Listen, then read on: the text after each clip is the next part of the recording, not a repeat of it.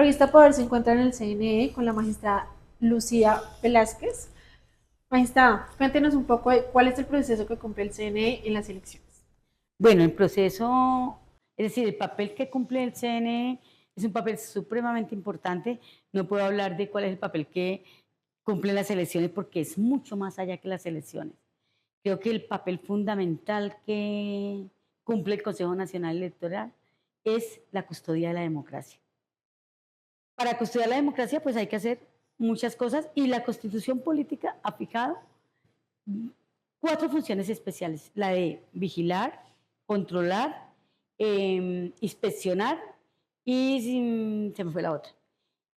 Bueno, son 4, ya me acordaré la otra, que son las que constitucionalmente nosotros tenemos frente a los procesos electorales que se desarrollan en Colombia y obviamente frente a los candidatos que hacen parte de todos estos procesos. Es decir, frente a los actores de los procesos electorales. ¿Quiénes son actores de estos procesos electorales? La organización electoral, los partidos políticos, organizaciones políticas, porque pues en unas ocasiones participan los partidos, o siempre participan los partidos, y también los grupos significativos de ciudadanos. Y otro actor muy importante en el proceso son los candidatos y candidatas que hacen parte de los cuerpos o de las corporaciones públicas o cargos uninominales. Es decir, todos los que se postulan y que después pueden resultar electos. También es un actor importantísimo la ciudadanía, creo que el más importante de todos. Nosotros con respecto a la ciudadanía no hacemos sino solamente una cosa muy importante y es promover la cultura democrática y la participación política.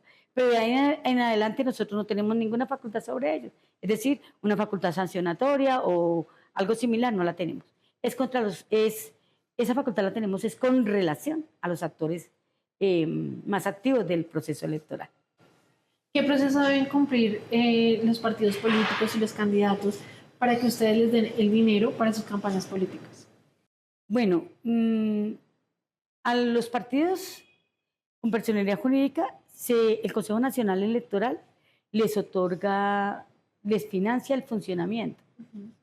Y a las organizaciones políticas, cuando hablo de organizaciones políticas, hablo de partido y también de grupos significativos de ciudadanos, se les se les paga se les paga la reposición de votos, que deben de haber cumplido con un porcentaje, de haber obtenido un porcentaje determinado en las votaciones para que puedan ser beneficiarios de ese dinero que les entrega el Estado.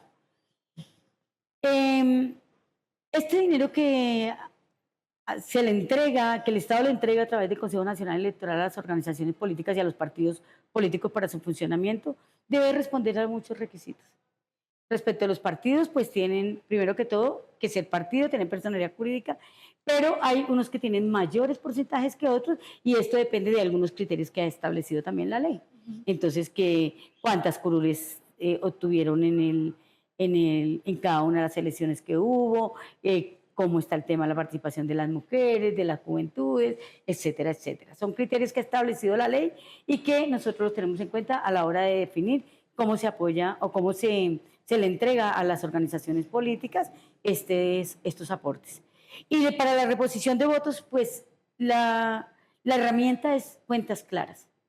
Es una herramienta que está disponible para toda la ciudadanía, disponible para todos los partidos políticos y organizaciones, y es donde los candidatos y los partidos o las organizaciones como los grupos significativos de ciudadanos van incorporando la información de cómo gastan o qué gastos tienen en cada una de sus campañas.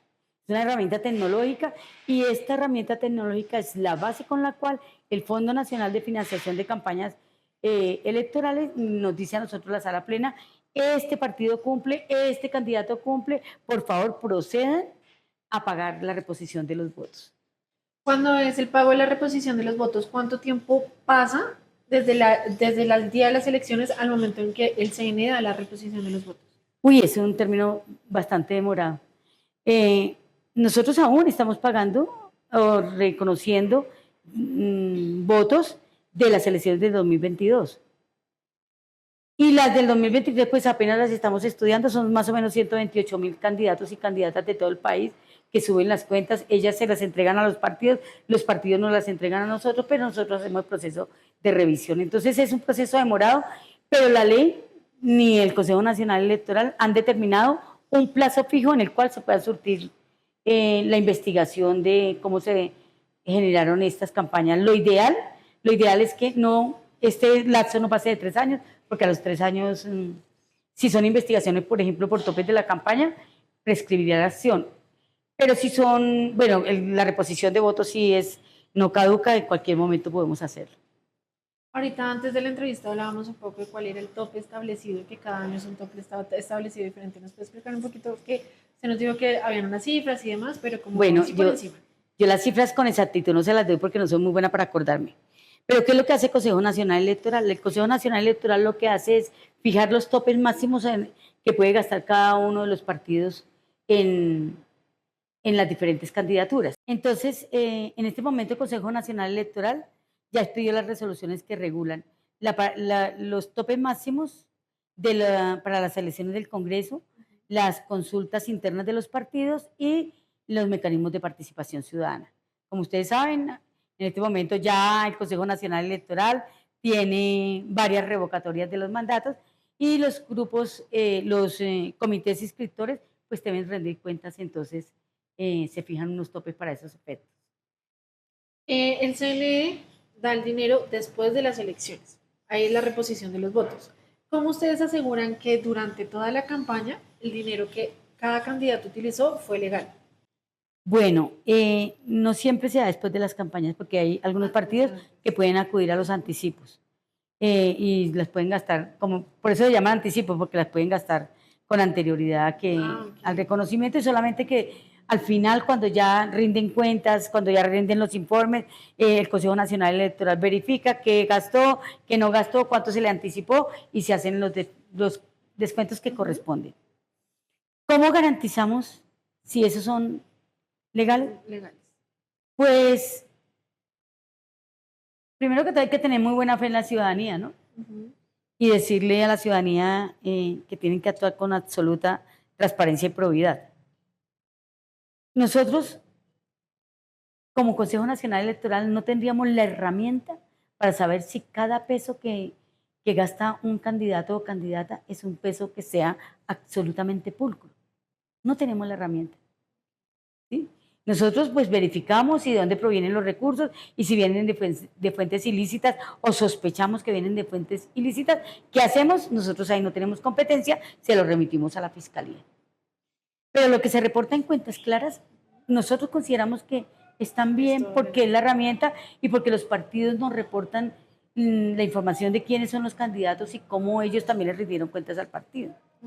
Pero que nosotros demos fe de cada uno de los candidatos y que efectivamente cada uno de ellos actuó con rectitud frente al proceso electoral es muy difícil. Es muy difícil.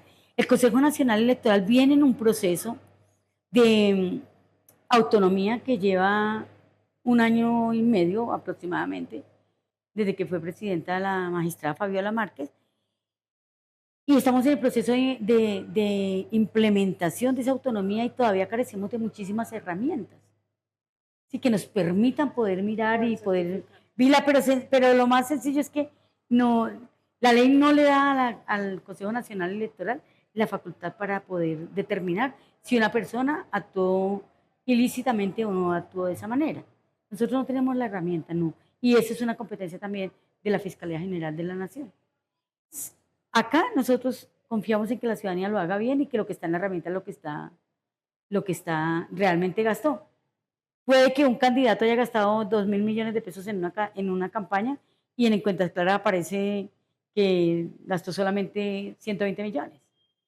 ¿Sí? Sí, a nosotros nos queda muy difícil. En tiempos de campaña tenemos tribunales de garantías y ellos van a los municipios y verifican si el candidato colocó más vallas de las que están reguladas, qué tipo de actividades se está haciendo, si hacen las auditorías, y las auditorías pues uno confía que si la auditoría la hace el partido corresponden a la verdad. Y las auditorías que hace el Consejo Nacional Electoral son auditorías supremamente rigurosas que también nos arrojan los datos reales.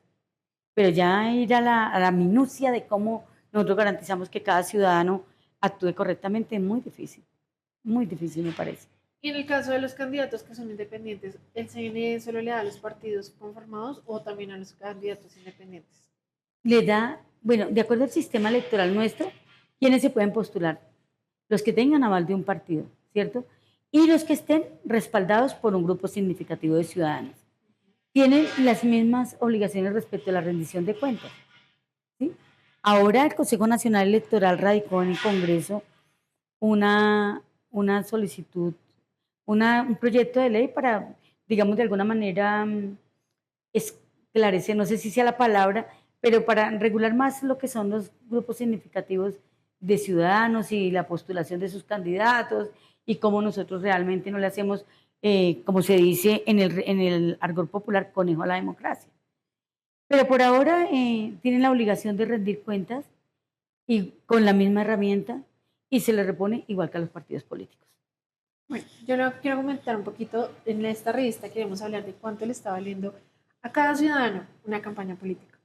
La plata que sale del CNE es plata de los impuestos de cada ciudadano. Claro, Así es. claro. Entonces, ¿cuánto le puede estar valiendo a cada ciudadano cada candidatura política? Uy, no, muy difícil decirlo.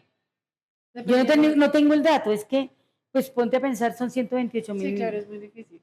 aproximadamente 128 Pero mil candidatos. la plata que sale de aquí sí es de cada uno de es de los impuestos de cada ciudadano.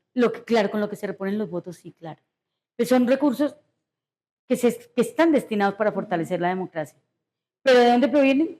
Pues de, Entonces, la ciudadanía está pagando la campaña política, que es lo que nosotros queremos, como que las personas que no conocen, que no saben, sepan que yo tengo derecho a ir a votar, tengo que ir a votar porque yo estoy financiando a uno de los candidatos que está allá. Entonces, sí quiero como que sí, nos expliques que sí, cada persona está pagando lo que sale del CNE. pues los recursos con los que opera el Estado en cualquiera de sus áreas de desarrollo humano, de desarrollo administrativo, pues provienen de quienes, de los impuestos que paga la ciudadanía. Entonces, indirectamente podríamos decir que sí, que la ciudadanía está financiando sus propios, financiando las candidaturas mejor. Eh, Habrán otros recursos que provengan pues de otras fuentes, pero también de una u otra manera siempre la Siempre ciudadanía es la será el ciudadanía. colchón presupuestal del país, siempre la ciudadanía. Pero adicionalmente, la ciudadanía no solamente aporta sin saberlo, sino que tiene un derecho extraordinario y es el derecho a saber cómo se gasta ese dinero. De ahí la importancia de la rendición de cuentas. La rendición de cuentas, pues, es porque, claro, el Estado les financia y tenemos que cruzar las cuentas, ¿no? Ellos nos dan, nosotros le entregamos a los partidos y los partidos le dicen al Consejo Nacional Electoral, gaste así, dígale al Estado que esté tranquilo. Sí, más o menos una dinámica en ese sentido. Pero hay un bien supremo que es el patrimonio público, que su máximo rector es la ciudadanía. Entonces, cuando yo rindo cuentas, cuando yo le rindo cuentas al Consejo Nacional Electoral respecto de cómo Todo gasto lo que se gasta. el dinero en las campañas, o cuando yo rindo cuentas como magistrada del Consejo Nacional Electoral, o cuando yo rindo cuentas como maestra de una escuela, o como cualquier cargo del país, le estoy diciendo a la ciudadanía, venga ciudadanía, miren lo que yo estoy haciendo con lo que usted le da al Estado. Y esto es una tarea conjunta. Aportamos todos, recibimos todos y todos damos también. ¿Sí? Pero tienen un bien supremo y ese bien supremo es recibir la información. ¿Cuál información? La correcta, la veraz. Esa es la información que nosotros como Consejo Nacional Electoral debemos de tratar de garantizarle a la ciudadanía con lo que, con la herramienta cuentas claras. Es decir, no, nosotros no manejamos la herramienta, no somos los que metemos la información, pero nosotros le decimos a la ciudadanía, hemos puesto esta herramienta para que usted, ciudadanía, tenga la posibilidad de saber cómo es que usted ayuda también a financiar las campañas. Listo, magistrada. Y por último, ¿cuál cree que es su poder? ¿Cuál cree que es? Basados en el nombre de nuestra revista, ¿cuál cree que es su poder? ¿El mío? Uy, esa pregunta está difícil. Yo pienso que, bueno, el poder es aquello que lo hace, que lo ayuda a uno a estar donde... No, mejor dicho, no se lo voy a decir claramente. Mi poder, y lo he dicho, mi poder es la ciudadanía. Es aquello en lo que yo estoy fincada, aquello en lo que me soporto. Ese es el poder que yo tengo. Y es a lo que tengo que responder. Ahora, no sé qué significa la revista Poder. O sea, ¿por qué se llaman así? Porque tenemos el poder, por el poder de toda nuestra revista es muy política, entonces es muy hacia el poder. Entonces por eso es nuestra pregunta final. Pero hacia el poder, al poder del No, Estado. al poder en general, porque por ejemplo esta edición que vamos a sacar es que queremos que la gente vea que ellos tienen el poder, que el poder no está en el Estado. Ah, no, pero es que eso es clarísimo, el poder está en la ciudadanía. Exacto. El poder está en la ciudadanía. Estamos haciendo esta edición para que o sea, las personas que no saben, que no, hay mucha gente que realmente ni siquiera le interesa, por eso no vota, por eso no va, queremos que se den cuenta que el poder está en cada uno de nosotros. Claro, mire, en la Constitución de 1991 se dispuso algo precioso, pero la clase política no ha dejado que la ciudadanía se dé cuenta lo precioso que esto es, y es el voto programático. El voto programático le está diciendo a la ciudadanía, usted tiene acá, voy a hablar de una ciudad, Bogotá, usted acá tiene 6 candidatos y candidatas que quieren gobernar, a la que usted le va a entregar esa facultad para que vaya y lo represente en lo que usted quiere. Entonces, estos 7 candidatos para que ellos puedan conquistar el voto de la ciudadanía, tienen que decirle, usted lo que quiere es un metro elevado o un metro subterráneo. Usted lo que quiere es más zonas verdes o menos zonas verdes. Usted lo que quiere, ¿qué es lo que usted quiere? Entonces el ciudadano dice, no, mira, yo quiero el metro elevado, yo quiero más humedales, yo quiero educación gratuita, etcétera, etcétera, etcétera. Entonces, como todo esto, o la gran mayoría de lo que yo quiero, lo tiene este candidato, yo voto por el programa que tiene ese candidato y no por el candidato. ¿Cuál es la costumbre que ha habido? La costumbre que ha existido normalmente es, votemos por el candidato porque mire, es honesto, es bueno, es hombre, porque a las mujeres les queda más difícil gobernar, etcétera, etcétera, etcétera. ¿Sí? Todos estos estereotipos que se han generado también alrededor de la política. Pero no le decimos, venga ciudadano, o sea, no reforzamos una cultura democrática enseñándole a la ciudadanía, diciéndole, venga ciudadano, usted lo que tiene que hacer es buscar el mejor programa de gobierno. Exacto. Busque la mejor opción para su país, busque la mejor opción para su municipio, sino que le estamos diciendo, busque el mejor candidato, aquel que está lleno de pulcritud, que seguramente ora todos los santos días, que nunca dice una grosería, pero que se lleva el pecunio público. Sí, entonces hemos generado una cultura alrededor del candidato y no alrededor del territorio y de la ciudadanía. Si la ciudadanía entendiera el poder que la Constitución le dio a través del voto programático, otra sería la historia. No nos estaríamos quejando y seguramente no tendríamos que la organización electoral enfrentarnos a tantas revocatorias del mandato. ¿Por qué? Porque pues cuando entra el candidato que era el más bonito, el que se vestía mejor, el que daba más abrazos, llega y lo que hace no le gusta a algunas personas y dicen, no, es que eso no era lo que yo quería, y entonces empiezan a pensar en su pueblo, en su ciudad. No, yo lo que quería era calles bien pavimentadas, alcantarillado, saneamiento básico, etcétera, etcétera. ¿Sí? Entonces, la ciudadanía todavía nos falta muchísimo para avanzar en ese asunto tan importante que es lo que es el voto programático. Ahí está el poder. Yo tengo en mi cuenta de X, desde que creé la cuenta de X, que no sé cuántos años era, yo tengo una frasecita que yo escribí ahí que dice que soy creyente del poder transformador de la urna. Y cuando yo digo que soy creyente del poder transformador de la urna es que confío y sé plenamente que el poder está en la ciudadanía. Y que donde la ciudadanía se pare, ahí se para el país. Ahí se para el departamento, la ciudad, el municipio. ¿Sí? Pero necesita una cultura ciudadana. Venimos en una dinámica de mucha vida, en la que los candidatos y candidatas se aprovechan mucho de la necesidad de la ciudadanía. se aprovechan de la pobreza. Entonces, miren, nosotros le vamos a ayudar a conseguir un trabajo para su hija, para su hijo, un contratico, le pavimentamos su calle, le ponemos su alcantarilla, pero apóyenos. Apoye esta candidatura que nosotros sí lo vamos a hacer. ¿Sí? Entonces, acudimos a la necesidad que tienen las personas para poder conseguir su voto. ¿Sí? Y entonces, con esa hambre que tenemos, vamos a votar. Y lo que votamos allí no es ese poder transformador que debiera tener la urna, sino la necesidad de ellos suplir algo que estoy necesitando de manera inmediata. ¿Sí? Pero que el poder está en la ciudadanía, está en la ciudadanía, no en otra cosa. No en otra cosa. Muchas personas han satanizado mucho las movilizaciones sociales. Sí, dicen, es que salen vándalos, también salen, ¿no? Pero claro, claro. Pero consideran que la movilización ciudadana, la movilización de la ciudadanía en reclamo de sus derechos y de sus demandas, se da porque son personas sin oficio, porque se quieren oponer al gobierno, etcétera, etcétera. No, es que son maneras de expresión de luchar por algo. De esa ciudadanía que quiere algo. Exacto. Hemos tenido experiencias como anteriores en que las movilizaciones han logrado cosas. Las movilizaciones de las mujeres han logrado, mira lo que estamos mirando del movimiento sufragista. Las mujeres se movieron, se movilizaron. Se logró. Y se logró.